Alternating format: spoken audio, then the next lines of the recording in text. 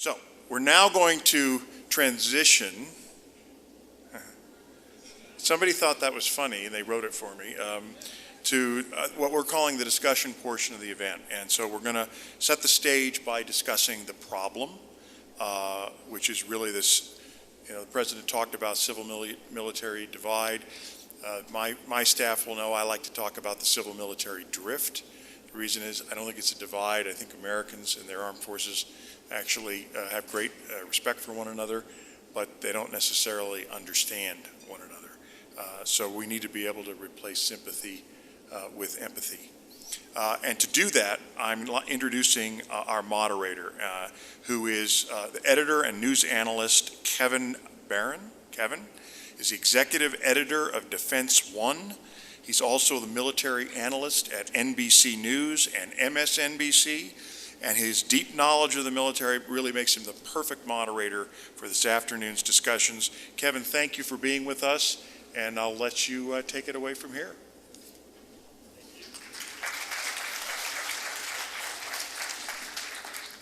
Well, I'll do some introductions and talking while the panelists please come on stage and get situated. As you'll see, it's a big panel. We have 5 chairs for the 5 panelists. I don't get a chair, I have to stand. And if we have 50 minutes for the panel, that means that if each one of them speaks for just 10 minutes, we're out of time. And I don't get to say anything, and you don't get to ask any questions. So we'll try to manage the discussion and manage what we're going to talk about here so we can hear from each one of them about what they're doing, what they're learning, and get good questions from hopefully all of you in the audience who I'm sure want to know maybe some details about all of that. But I'll set it up a couple ways. The first panel is supposed to be about the issues, as we heard, understanding the challenges and some of the representatives from some of these groups on the board behind us. The next panel will talk more about what's happening and can be happening here in Colorado, your local community. But I'm a guy from Washington, so I'm Kevin Barron. I'm the executive editor of Defense One. A little bit of background, we are the national security brand of the Atlantic Media Company. So if you know the Atlantic Magazine, Atlantic Monthly as it used to be, we're one of their sister brands. We were originally a spinoff, though, of Government Executive Magazine, which is exactly as it sounds. It's the exciting magazine that covers government executive employees, government employees. So we live in this kind of mixed space between talking about high-level issues, and we'll have op-eds from the Secretary of Defense about Syria, and we'll talk about Russia, and we'll talk about elections. But we'll also have events that are really about federal workers and national security workers, military, civilian, not just military, but DHS and law enforcement, intelligence as well, about how they're doing their jobs and and about that community as well. So I was very happy to be asked to come moderate today to talk about veterans issues. We've done 2 events in previous years with IAVA, who just had their big, interesting night with Matt Lauer last week, and Paul Rykoff. So we've had some experience covering veterans issues, but as a newsman, as a journalist, veterans issues are a little difficult because at the baseline we hear about issues with PTSD and coming out, or PTS and coming out in transition and civilian jobs. We've heard a lot about this for the last few years, going back well into the bigger war years. And for me, it's been interesting to watch how the issues change based on how the wars change, how what the president is asking the military to do changes, and how the military changes. So we heard a little bit about women in combat coming in, for example. We focused on the increased use of special operators to be the actual fighters, more than before. There aren't 150,000 troops deployed in Iraq. There are 3 or 5. And what that means for what veterans need, are going to need, how the military is organized. So brings us all together, I think, to an interesting moment where I got the call from Gail Fishel at USO, whose husband was also a Pentagon reporter. I thought sounds perfect to me. Of course, the USO should be getting involved in helping transition those in the military out. I agree. I think of cookies in the airport with the USO. I also think of Bob Hope. I'm old enough to remember that. But I was surprised this wasn't happening already, frankly. So some quick introductions going down the line. I think more than just names for some of our panelists are interesting. If I can find our list. We have first Colonel Ronald Fitch, who is the Garrison Commander here on base.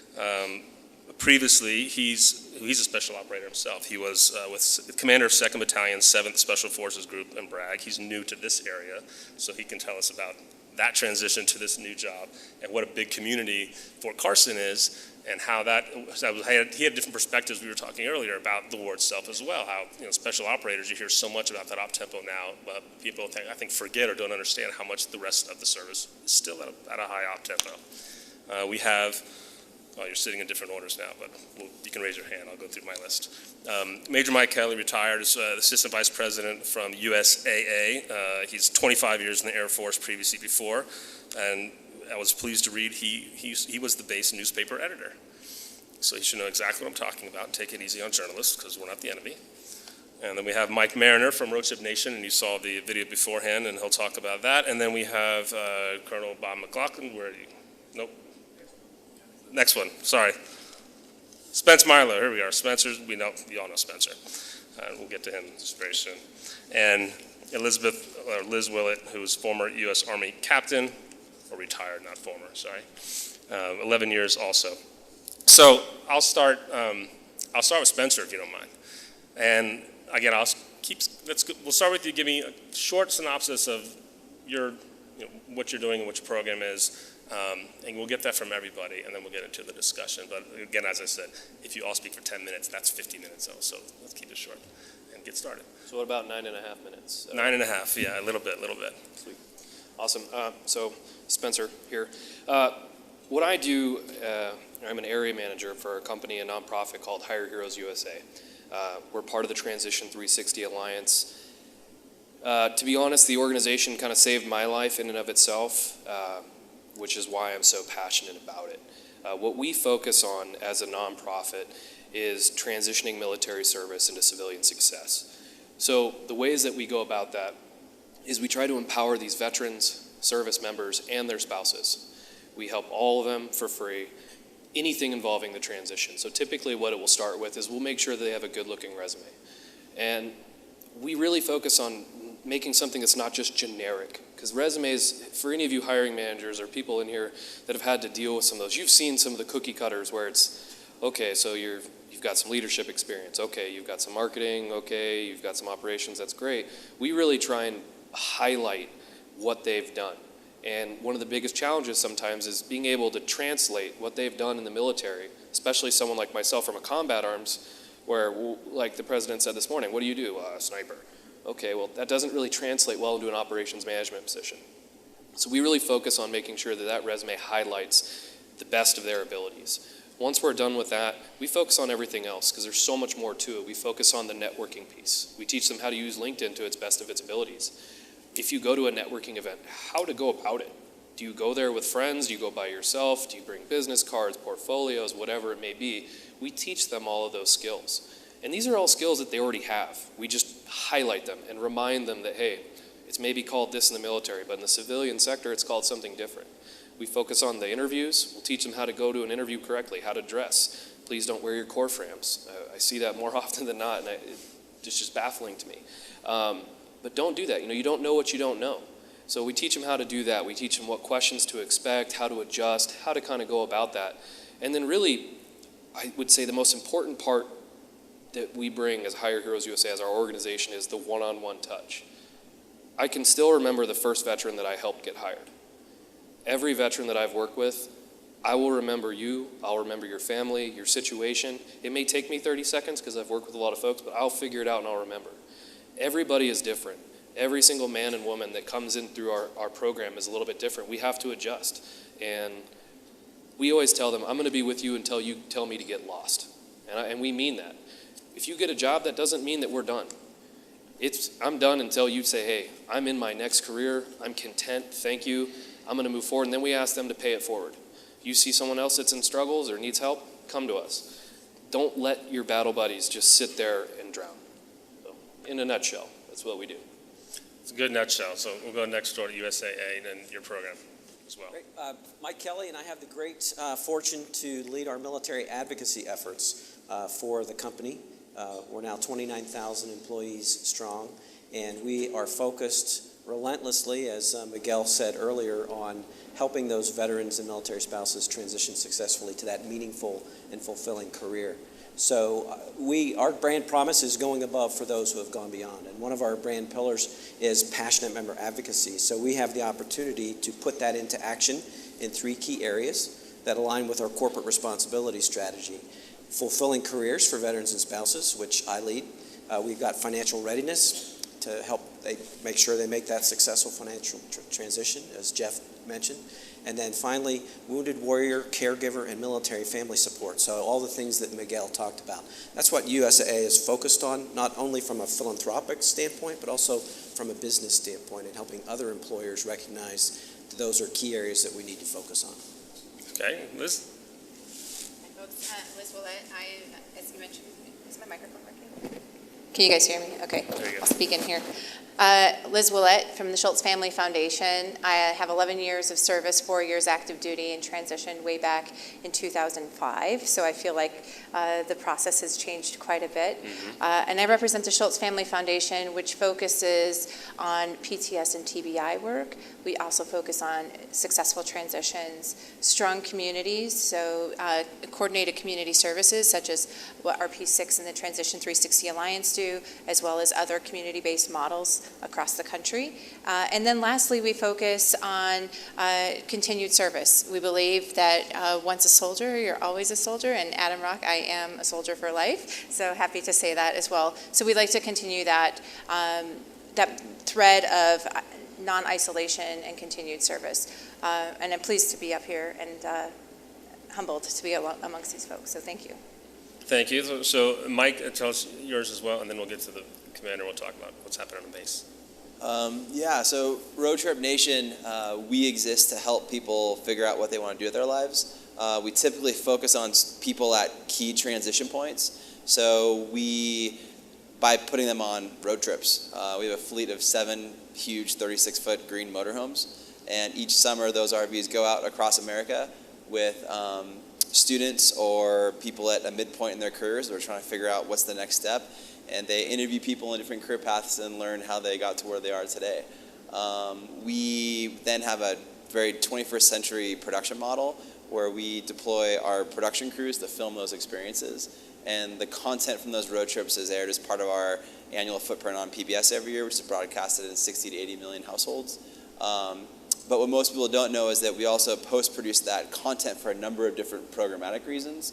So one of the largest ways that we utilize that content is in about half of American public high schools subscribe to what is called the Roadtrip Nation Interview Archive, which is a database of over 4,000 videos of people in different careers talking about how they got to where they are today.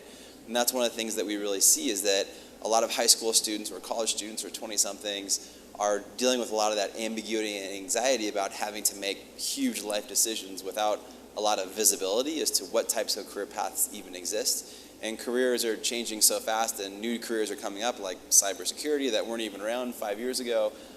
So we really exist. We know we can't put every kid, student, or now service member in a motorhome to go across America. But a lot of our mission is the kind of 21st century content development model that builds a destination where anyone can come to get more visibility and help them explore to see what's possible. So that's part of our new work with the USO and the Transition 360 Alliance is building a whole new vertical of our database for transitioning service members so that they can get more visibility and kind of widen that aperture of what those pathways might be. Good. So I like this panel because it's you see the diversity of programs from some of the more traditional job placement all the way through something like Roadtrip Nation and setting up digital new media for databases for future use and the things that can keep going on. Colonel Fitch, so you said you're new to the base here. You're learning about what it's like to be part of this community and a community that's part of really a military transition. We're still moving out of the big war years into whatever we want to call the years we're in now, which no one thinks are going to end anytime soon. So what have you learned, and what are you seeing happen with the folks that are nearing transition on their way out that's happening now, and maybe that's different from, like we said, just 3-5 years ago from your own experience? I would say the two things that struck me up front, so I've been here about 2 months. One was what a phenomenal community. a very welcoming community, and a community that really wants to help the soldiers on the base, particularly with the transition. And then the second piece would be how busy the installation is. I mean, we talk about, we drew down a lot in Iraq and left, and now we're back there in some capacity. We're still in Afghanistan at a reduced capacity, but when you look at the 4th Infantry Division and the other units that are on the base, it's kind of empty right now because everyone's either deployed or they're out training, getting ready to deploy. So when you look at the main brigades on the base, there's the better part of 2 in Afghanistan. They're on their way home now over the next couple months. You have 1 brigade that's out in California training to deploy to Europe, about 3,000 soldiers or so after the new year. And then you have another one that will train up right behind them. It's a never-ending cycle, really. So soldiers on base are still exceptionally busy. And then each brigade has a certain amount of soldiers that will transition. We can look at the 1 brigade that we have on base, primarily a lot of their soldiers, since they're one of the main units here, attended the events over the last 2 days. They have 1,800 soldiers that will transition in about the next year, 18 months.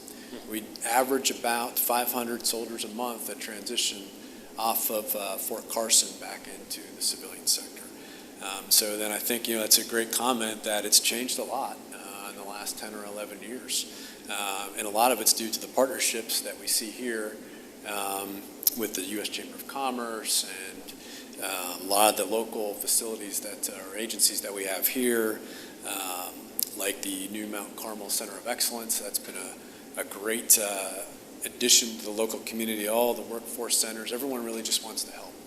And so there's a lot of opportunities here for our soldiers to transition, whether it's through a career skills initiative program like our truck driving program or our pipe fitting program, as Sergeant Manuzak described that he's participating in this morning as he introduced the president. There's a lot of internships, again, all with the local community, very diverse businesses that bring soldiers in to get experience, and then normally they hire them based on the leadership and the values that are already inculcated in them through the Army, because they can bring a lot to an organization. Who doesn't want someone who's a leader, who has teamwork, and who has values like integrity and honor and loyalty that are already inculcated into them? It's a win-win from what we've seen with some of those internship programs. Some are in the technology sector, some are in the defense sector, media, et cetera. It's a pretty diverse field, and everyone's successful. Can you tell me, or any of the others, how have the programs, like what these folks run, changed or been able to change on pace with how the missions have changed since the end of Iraq 2011, the change in Afghanistan, the new changes coming back? I'd imagine that some programs are designed with an expectation of what the future is going to be. We were told it was going to be the age of re-garrison, right? And it was going to be a reset time, and events took over and didn't let that happen for a large portion of force, not all the force. And there aren't 150,000 troops at a time getting deployed war zone experience. So how does that affect, or how has it affected what the expectations or needs for transitioning? So there's a constant availability of opportunity is what I would say. So now instead of kind of the way the Army managed itself before, as General Campbell addressed this morning, the Army's gotten a lot smaller. And we've seen that here. We lost a brigade, not so much the people. They filled out vacancies that were in other units across the installation. But as the Chief of Staff of the Army would say, you're ready to fight tonight. That means you need to be prepared to leave tonight to go wherever the nation may send you. And so it's a lot more difficult maybe for commander at the company commander, so at about the 100-man unit where they're responsible for, based off all the tasks and training that they have to accomplish, to make the opportunity available for soldiers to participate and prepare for that transition. But with all the agencies that we have here and all the assistance, there are opportunities available basically every day for a soldier to start that process. So they can find the time between their mission, they can start to prepare for their possible transition. It's a balance, and so that's right. what we had the discussion last night with all the uniformed leaders. That was sponsored by the Chamber of Commerce, again, the USAA and the Bush Institute, so that commanders understand what the requirements are to give the soldier the time. And that's what we owe, to take care of them and their families. Please. One of the biggest changes is the shift from supply to demand. Right. So there are tons of programs, as he just indicated, and what we've seen both over at the Hire Heroes Job Summit and this event. So there's a ready supply of programs, internships, opportunities for the service member. What we were lacking several years ago and what has shifted is the demand. So we've worked very closely with the Chamber of Commerce to create more demand with other companies. The employer roadmap that we've created that's out there now helps train companies how to hire veterans. They might not even understand the value that that veteran or that military spouse brings. So we've created an online resource, much like TurboTax. You can log on there as a company and say, I'm real small, I'm just getting started, here's what I need, here's what I don't have. It'll deliver checklists, it'll deliver an action plan and best practices from other companies like USAA, like Bank of America, like Toyota, who have already been through that and kind of fought that battle. So I think the big shift has been in creating demand, because we know there's a ready supply of soldiers and military family members. So what was your transition like? Mine, personally? It was actually a lot easier than today. I had a career in public affairs, public relations and communications that was easily transferable. Yeah. And what we know today through research that we've done with the Institute for Veterans and Military Families, 55% of currently serving service members are likely not going to choose to do the same thing that they're currently doing. Right. So for me, it was easy. I loved doing it. I wanted to continue doing it, and I found an opportunity to do that. So Spencer, mine was how about you? relatively easy. A little different for you? Yeah, my transition was a little bit different. What was your job in the military? I was in the infantry, so in the combat arms field. So I guess as people that don't know anything about the military would think of infantry and they think we're all Johnny Rambo. And I also thought that I was Johnny Rambo. And I thought I was really, really cool. My initials. You don't have the mullet though, Oh no. That would be cool though. I'd probably look good with the mullet. But I look forward to that meme. I don't know if online. anybody looks good with a mullet. you haven't seen it with the mullet. That'd be all right. The mullet and the duck socks would be the best. together. Mullet and duck socks, right? But I was scared to death of my transition. I didn't want to get out. My initials are CSM. I wanted to be CSM Milo. That was what I wanted to do. I didn't have great luck overseas, ended up having to get medically retired. When I was told that, I had a 2-month-old. And I was scared to death. I have no shame in saying that. I was scared to death. I was like, okay, well, I can shoot things, I can secure stuff, I'll be a cop, I'll go security, which to be honest isn't what I wanted to do. I have the most respect in the world for it, but it's just not what I wanted. So I was bitter. I was stressed out. I was scared. I had no idea really what I was going to do. I was full of pride. Well, I'll figure it out on my own. What year was this? This was 2013. And I got very lucky that I had a great platoon sergeant, I'd say great enough to the point where he just weeded through some of my BS and said, you're going to go to this event. There was a 2-day workshop by Hire Heroes, actually. And I said, okay. I sat down, bitter, not really looking forward to it. And one of the folks that was teaching happened to be another infantryman. So in my mind, immediately, I'm like, okay, well, I can trust this person. They're going to lead me in the right way. Right. I sat through this 2-day workshop, realized that I was an idiot, and I shouldn't put down that I can blow stuff up on my resume. That just wasn't cool. And I got really lucky that I spoke with the individual and I said, hey, I get out in 120 to 90 days. And I told him, I'm scared. I don't know what to do. I want to move to the Colorado area. Can you help me? And he said, you call me when you get close. I called, and I just got really lucky. And he said, we're actually growing the office from 1 to 2 here in Colorado. You want to do it? And to me, it's the best job I could ever have. I still get to be involved with service members every single day. So my transition was really scary, but it had a happy ending. And a different, 3 years ago, that's something that just happened. So I think you had said earlier at the table how things have changed so much in just those 3 years. Someone last night said it too, in the field of veteran services, military placement, job placement as well. I'll put a pin on that for a second and go to you, Mike, and tell us about in filming your project, what did you learn about not just the transitioning folks that were a part of it, but how they fit in with the rest of America that they were driving through? Yeah, and I think Bernard and Helen are here too, so Yes. I just want to acknowledge them. I think they're Wait for us. Where are you guys? Wave your hands up. They were the actual road trippers in the motorhome, so they So- did the hard work of living in the motorhome for 5 weeks and going across America and sleeping in hotel parking lots and doing all the actual interviews. So just want to acknowledge them for your service as a road tripper as well as for your country. But I think that one of the neat things that we found was we are, not historically a military organization. We focus on people at transition points, but historically have focused on, students coming, first-gen college-going students going from high school to college, students from post-secondary entering the workforce who are trying to figure out their career pathways.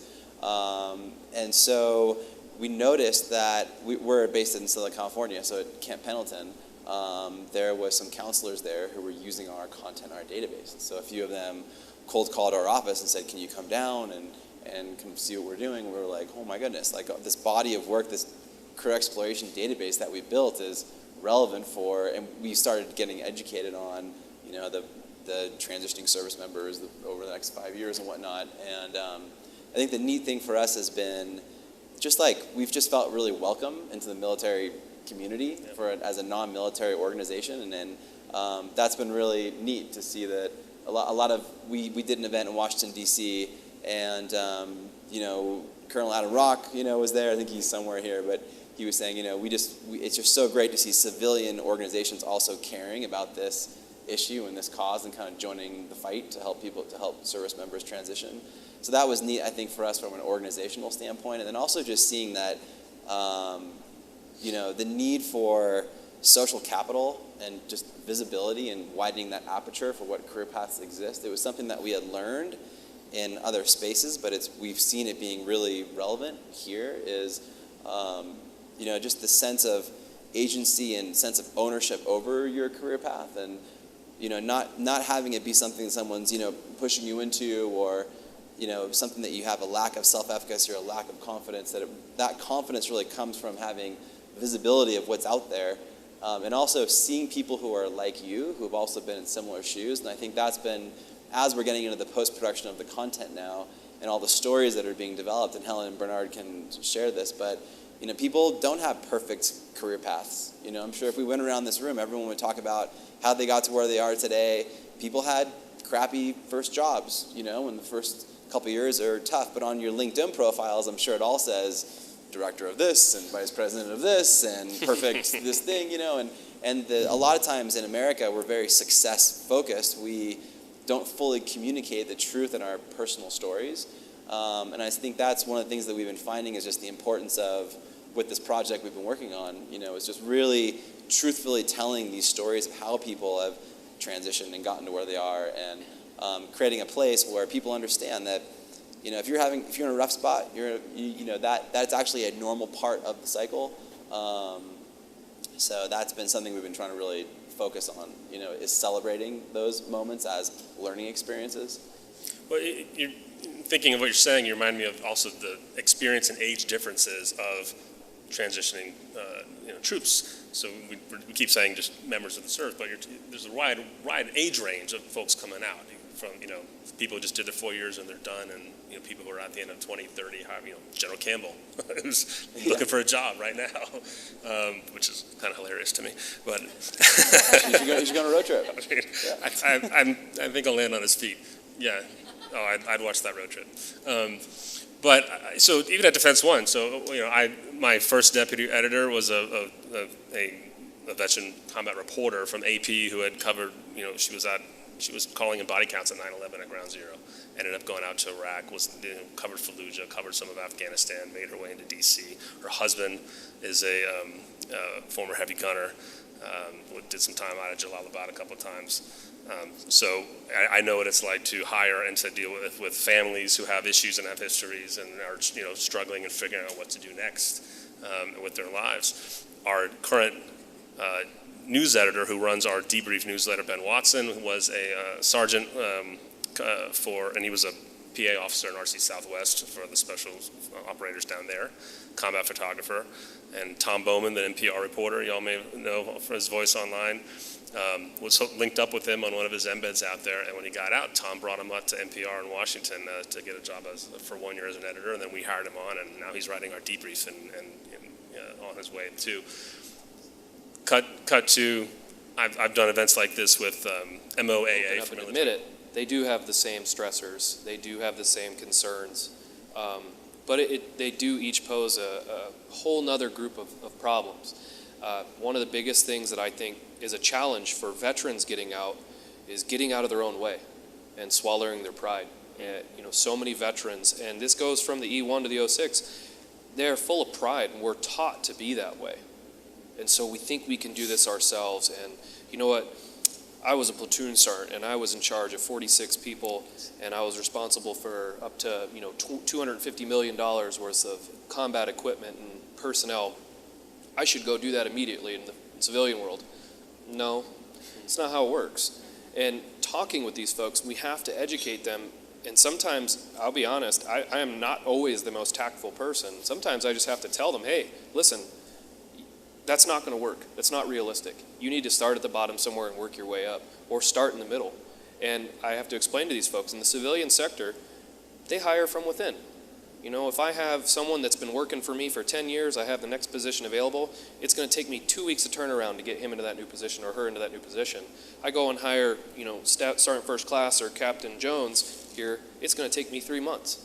Now, granted, Captain Jones, Sergeant First Class Snuffy can do it, but from a business perspective, they need to be able to realize that, hey, I might not be the right person yet. So as opposed to coming in at that senior level, maybe go in at the mid-level. I promise you, if they come in there, and for you employers, if you bring them in at that mid-level and you give them 3 months, in that 3-month period, they are going to blow your mind. And you are going to see, man, this person could be doing my job. So I guess it's different in all aspects, but at the same token, as I guess my message to the employers is give them a shot. Sometimes you need to give them a little bit of an innuendo of, hey, this may not be where you want to start yet, but if you keep working at it, there are opportunities. I know sometimes you all like to be cloak and dagger, and I'm not going to tell them they can get promoted if they do well, because for some reason you feel that's going to be beneficial. It's not. Give them the opportunity. In the military, we know the next step up. We know that. So we have something we're always working towards. It's in our nature. We're brought in that way. So if you can kind of help guide with that and just kind of give that some thought, I guarantee you'll end up soothing some of those stressors, and you'll be able to bring in some of those folks that you may think are over or underqualified, and you'll be able to get them to do the job 10 times better than anyone else. And as an employer, he's spot on. Absolutely spot on. We're hiring folks. We're primarily a call center operation, so people taking care of our members' financial and insurance needs over the phone. We've created a program called Combat to Claims. So Vet Ds, what we call Vet Ds, directly out of the military. That's who we're looking for. Probably entry-level, young NCO or specialist ranking. They come in, they learn the system, they get licensed, and then we have a career progression for them. They have the opportunity to then become the manager of a cohort of other service members who are working in that space. So the program is growing, and it's feeding itself with that talent. Liz, on your side of all of this, what's your perspective on how things are changing? I think, in the last 10 years, they've changed like a 180, literally. When I went through, it was a 2-day ACAP process. It was very different. I was literally on every extra special duty once they knew I was transitioning out of the military for the last 3 months. There was no, I hope you get a great career. It's like, what can you do for me on the last threads of your days that I have you in the Army? And maybe that's still actually somewhat the same. However, everything was on my impetus to go through. Fort Hood had a great hiring program, but it was literally you walk in, self-navigate, talk to everybody from 7-Eleven to the local police department to others.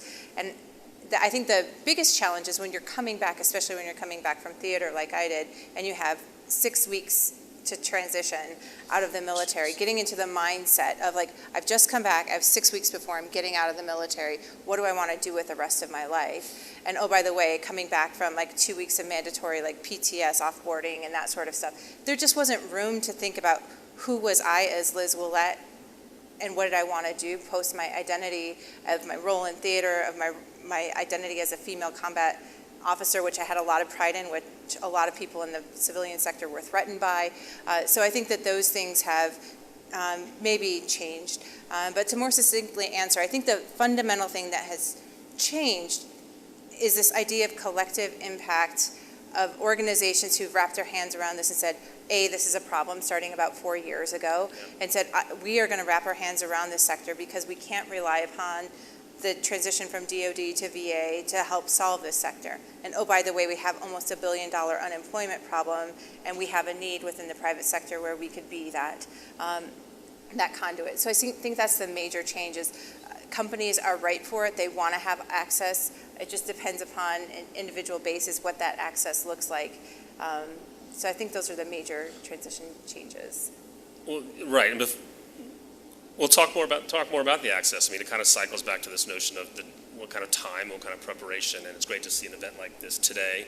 And we'll hear in the next panel of another program that has, folks who are before they even leave the military already in their positions to come, which sounds interesting. I mean, what do you think is needed? You described a lot of problems, so this is your chance for your big ask. You've got a microphone, and okay. So my big ask specifically is there are several programs that are authorized at the DoD level, but that the private sector, specifically the institutes or Onward to Opportunity, a program that we work with, the transition skills programs, still have to go and knock on the door to get individual base level commander approval to get on there.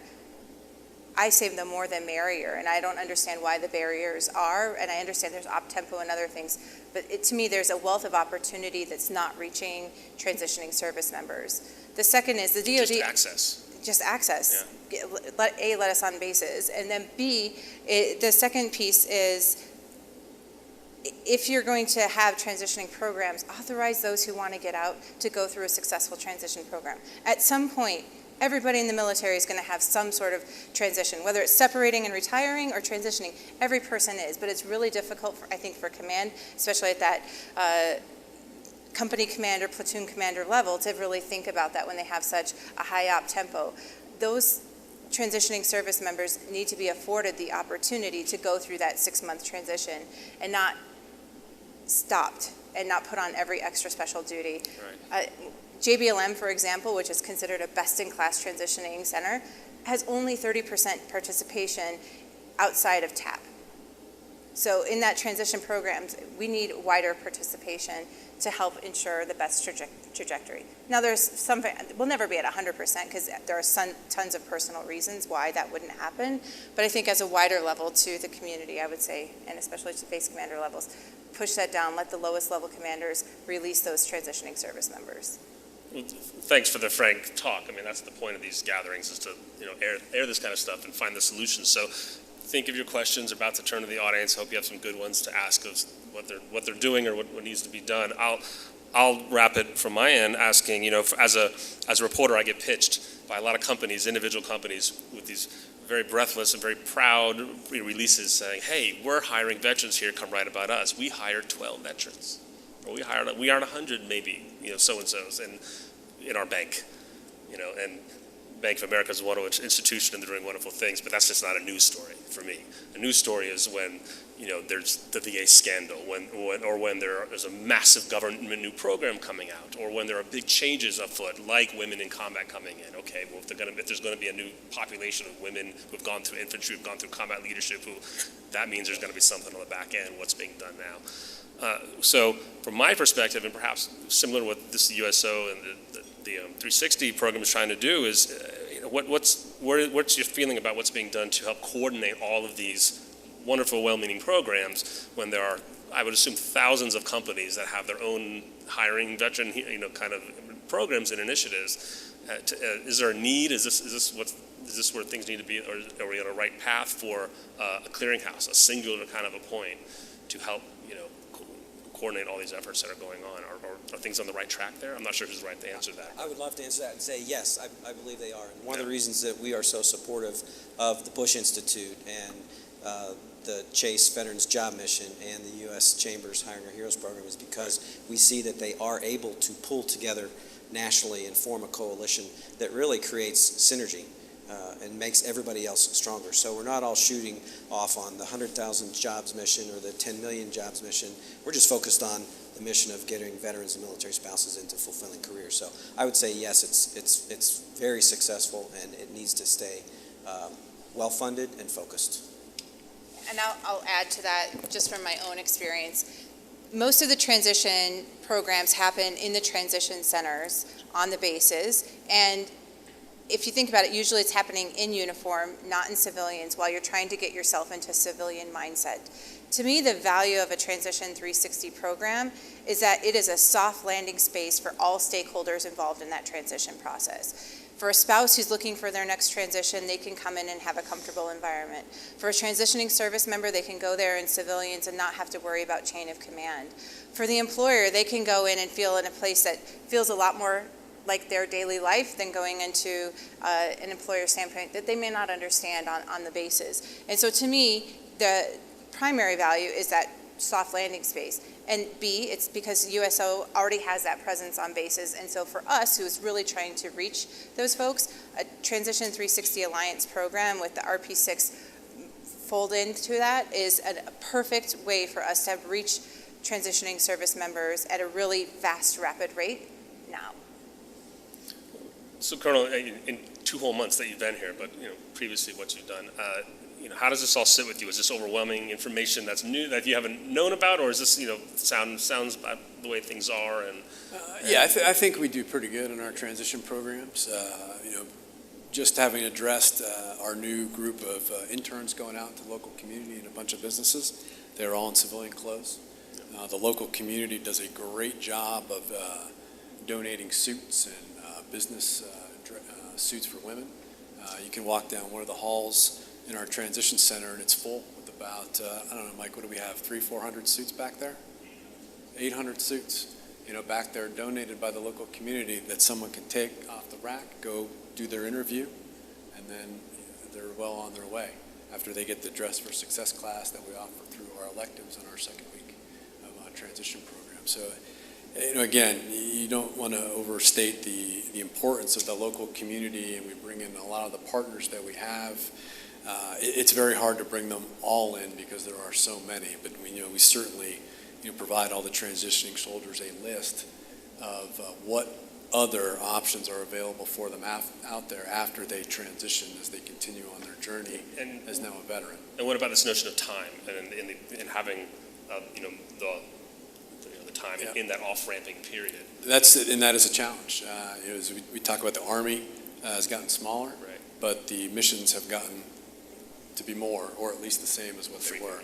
So you have fewer people to do the same or more work, right, essentially. So that's something we're really trying to drive home now at that company commander first sergeant level, which is again about 100-man, 120-man and woman organization that they lead. You have to let them go and give them that time because it's all about taking care of soldiers and their families, and we owe it to them for the service that they provided to the nation.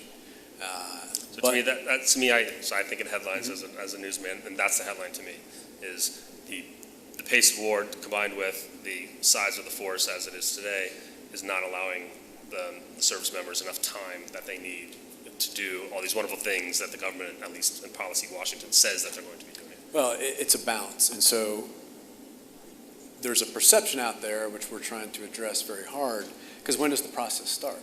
Right, it starts at the 18-month mark, really, right, is when people need to start doing the research.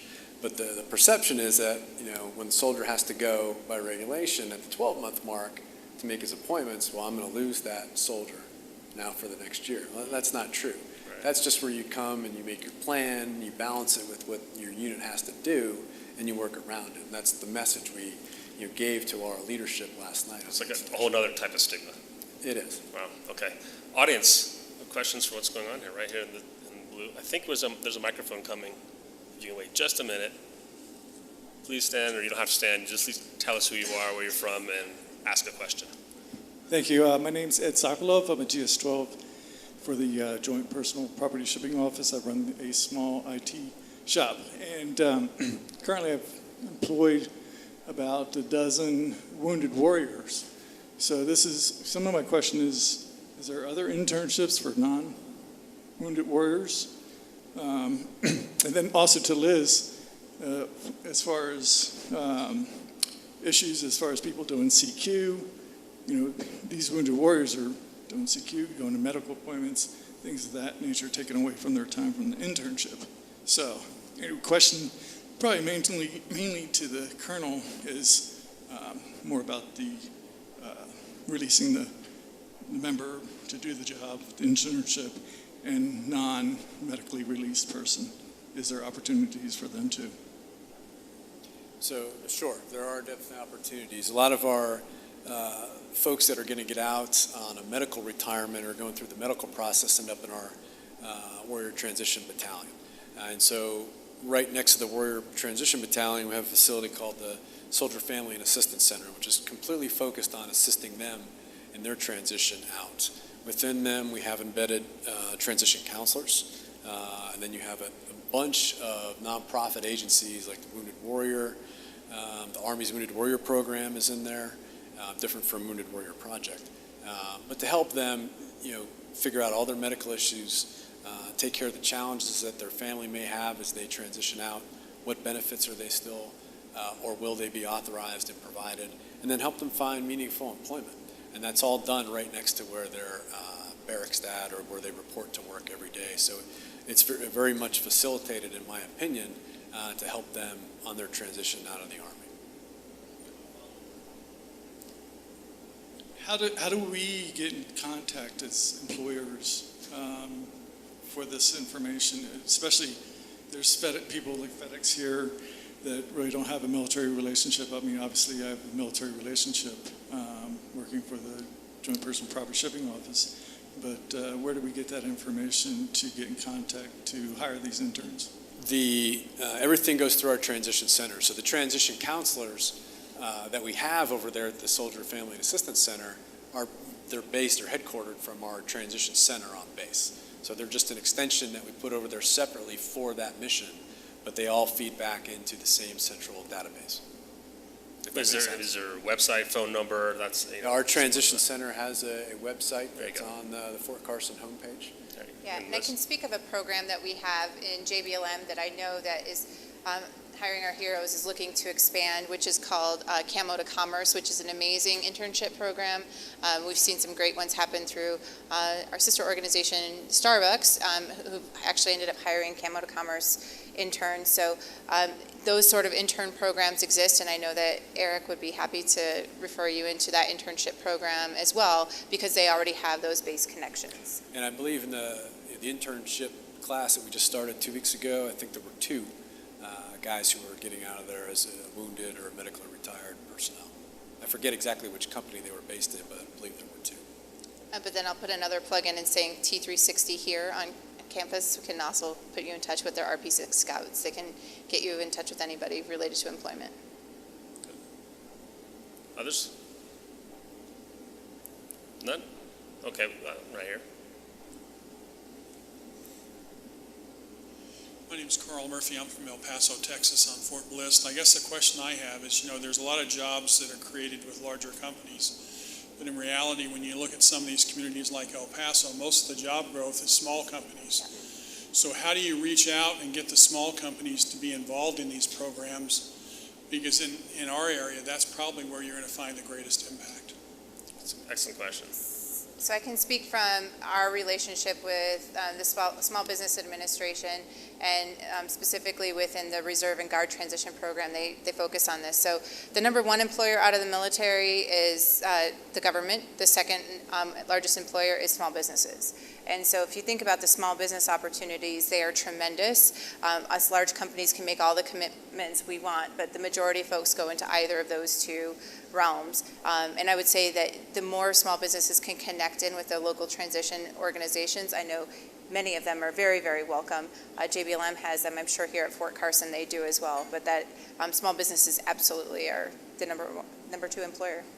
And one thing that large companies can also do is work with their third-party suppliers, right? So USAA has 3,000 third-party suppliers, and what we've done is inspired them to have the same commitment to hire veterans. Even if they just hire 1, they actually make a commitment through the Hiring Our Heroes website, and they can track and see how many USAA third-party suppliers have made a commitment to hire veterans, and it's more than 60,000.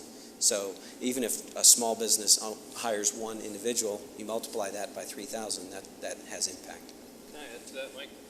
Something, and I'll kind of direct this back to you, sir, is as a large organization, I'm going to kind of put some of the onus on you to go and talk to these other smaller companies. If you bump into somebody at a conference or something like this, say, hey, we're doing this with veterans. Have you ever heard of this program?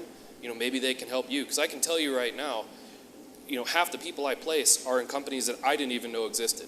Or small mom and pop shops. And like you said, El Paso and Colorado Springs, there are more mom and pop organizations in this community alone that are doing a great job. And so I put the onus on all of us in the room, to include myself. If you bump into a small organization or a small company, don't be afraid to say, hey, I know this organization, or I know the Transition 360 Alliance. There's some folks over there that you can talk to that will be able to put you in the right direction to go and talk to people that can make those things happen.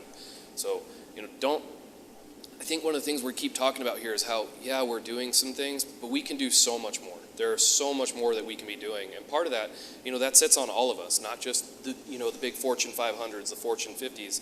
These are the small franchises here and there. And it's on all of us to go and talk to, our cohorts, our employees, our peers, and make sure that we all have the same level of knowledge. Not everybody is going to be able to come to a conference like this and hear this panel or hear the other panels or hear the president talk about that stuff. So take it upon yourselves to educate your peers, educate your competition even.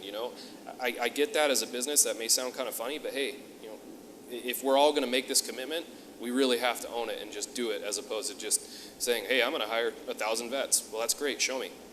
I want to see you do it.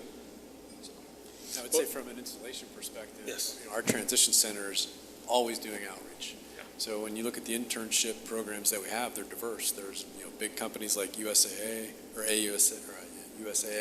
and Comcast, to small niche technology companies, like you described here in town. It's very wide, diverse, and we're always looking for new opportunities. Well, I'll say, as we're near the end of our time, as an observer, I think there's been tremendous progress. I mean, it's clear in the public realm how often you hear people talking about veterans issues and hiring and transitions, and that's one of the good products of all these years of war that we've had, is that at least that level of community. There is, of course, the civilian-military divide, but something's going on out there, and I think we've all felt it, and this is why this is happening. And hopefully, with the right exposure and the good people working behind this, things like this USO and the 360 program could really connect everybody together. I'm going to ask Mike, you at maybe wrap us up. Give us a little bit more behind we saw the teaser for the trailer for the show coming up, but these transitioning new veterans went out and across America. What did they learn? What for them? What did they end up finding out there when they made their own step? I think that, and even just going back to what you were saying before in terms of like messages around hiring and inspiring organizations to hire veterans and whatnot, I think a lot of it is just like, what stories are we telling? Like the stories that we're telling from the road trip, weren't necessarily looking back at a lot of the issues that, where they've come from, but it's really where they're going, and I think looking at that kind of forward-looking aspirational narrative, is an important, step to take. I mean, I know that when we're now releasing this through PBS, it comes out in November, and we've gotten such great feedback from a lot of the syndicators out there, because they're saying, look, you probably know this, like a lot of the stories, exactly what you said, like a lot of the stories being done are, the VA closing or this or that or whatever, but really trying to tell big national narratives around the aspirations, the hopes, kind of where transitioning service members want to go. And I think that's, without speaking for, Bernard and Helen who are here, that's really kind of the core of the 1 hour special that we're producing for PBS is really about that forward-looking story. And there's all the programmatic content as well that will follow through the Transition 360 Alliance. But yeah, I think that's just probably It's very encouraging for me to hear. It reminds me in our world, recently when we're in an election year, and people always want to know how do veterans vote? How does the military vote?